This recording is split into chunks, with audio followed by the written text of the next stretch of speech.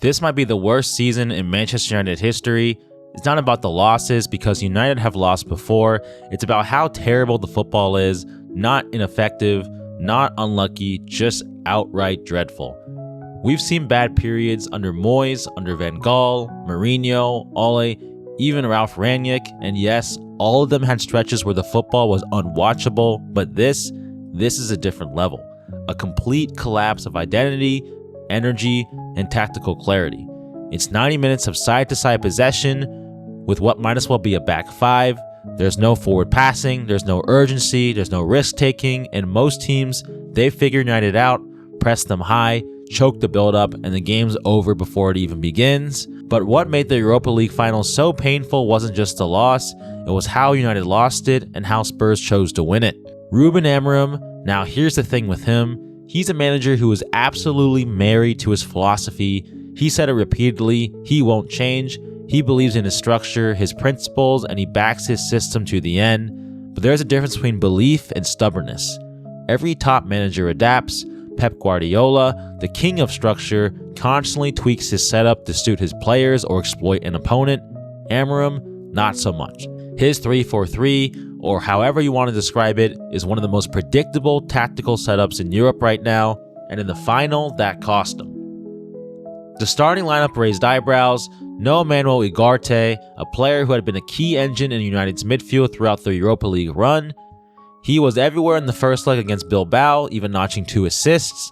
His energy, pressing, and ball-winning ability gave Casemiro the cover to look like himself again, but on the biggest night, Ugarte was left on the bench.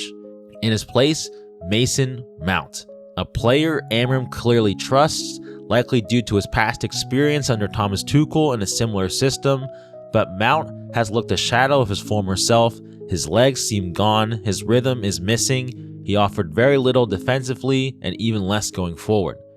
Luke Shaw, another surprising pick, slotted into the back three, presumably to maintain that left-footed balance Amorim's demands, but Shaw, who struggled with fitness all season, lacked the sharpness required in such a crucial game. And then there's Garnacho. He didn't start, and that decision ties back directly to Amorim's system. Garnacho is a natural winger, direct, aggressive, likes to play on the line, but Amorim doesn't play with natural wingers, he plays with number 10s, so Garnacho's profile just never fits the mold for him, so Amorim went with what fits his model, not what had worked in previous rounds. As the game unfolded, it became painfully clear this wasn't working. United were toothless in possession. Spurs, under Ange Postecoglou, did something nobody expected. They sat back deep. This is the same Ange who had spent the season insisting on high pressing, front foot football, but in this final, he adapted and he respected the moment. He let United have the ball. It was not a tactical masterclass, it was a challenge. Break us down, and United simply could not. For all of Amorim's belief in his system, the team looked static, predictable, and he refused to change.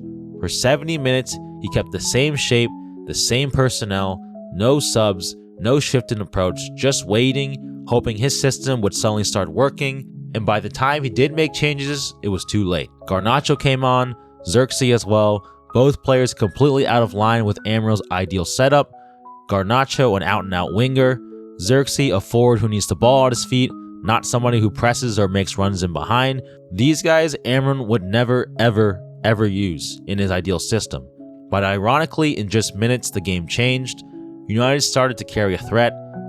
The rigid system softened, the game opened up, but it was all reactive, not proactive, and not part of the plan. And obviously Ugarte, he never came on because once China went behind, there was no value in bringing on a ball winner. His role is to protect the lead, not to chase one, so he was left on the bench the whole game. This isn't just a critique of one match, it's a warning. You can have your principles, you can have your system, but if you don't adapt, if you don't learn, you will lose.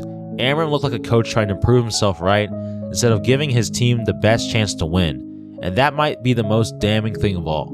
Because this final, this wasn't just a tactical failure, it was a managerial one, a coach too rigid to recognize what the moment demanded, and for United fans, it was a painful reminder things can always get worse.